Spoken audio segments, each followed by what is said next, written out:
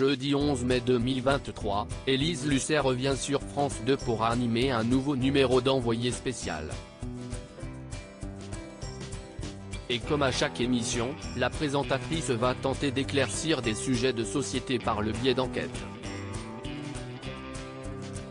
Mais alors, à quoi va-t-elle s'intéresser dans le programme du jour?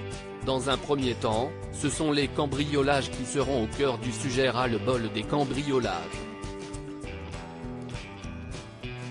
À Tournefeuille, dans les environs de Toulouse, les habitants n'en peuvent plus. On y a recensé 302 cambriolages l'année passée, presque un par jour. Avec 40,5% de hausse par rapport à 2021, cette charmante commune pavillonnaire, prisée par les familles de cadres de l'aéronautique, est la commune de France qui a connu la plus forte hausse du nombre de cambriolages.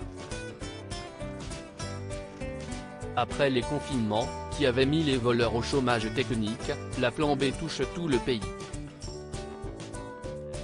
Comment les cambrioleurs opèrent-ils? Que peuvent faire les forces de l'ordre? Quelles sont les habitations les plus touchées?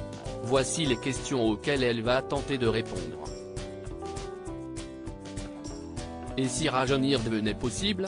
Dans un deuxième temps, l'émission va proposer un reportage sur le thème de la vieillesse. Le milliardaire américain Brian Johnson, 45 ans, veut inverser le cours du temps. Il affirme avoir rajeuni de 5 ans grâce, notamment, à son régime alimentaire très particulier.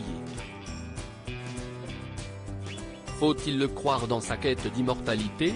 Le biologiste Greg Fahy, quant à lui, ne paraît pas ses 73 ans, en s'injectant une hormone de croissance et 2 autres hormones, aurait-il trouvé un antidote au vieillissement? Certains scientifiques veulent aller plus loin et reprogrammer le cœur même de nos cellules, ce qui permettrait de rajeunir certains de nos organes. Une course folle dans laquelle se sont lancés des dizaines de start-up et de milliardaires.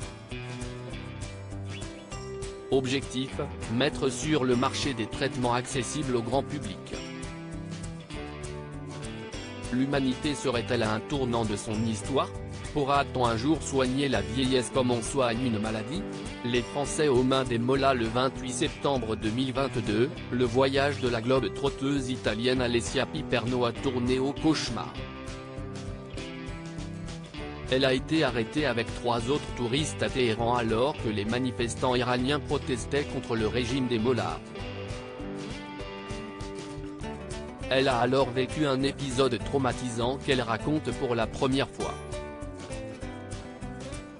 Détenue dans la prison de Vin, elle a finalement été relâchée par les autorités après 43 jours. Le Français Louis Arnaud, arrêté en même temps qu'elle, est quant à lui toujours emprisonné. Il s'ajoute à 6 autres ressortissants français déjà détenus en Iran, Cécile Kohler, Jacques Paris, Benjamin Brière, Bernard Fiellan, un détenu dont le nom n'a pas été révélé par sa famille, et Fariba Adelka, désormais en liberté surveillée. Le ministère des Affaires étrangères les considère comme des otages d'État.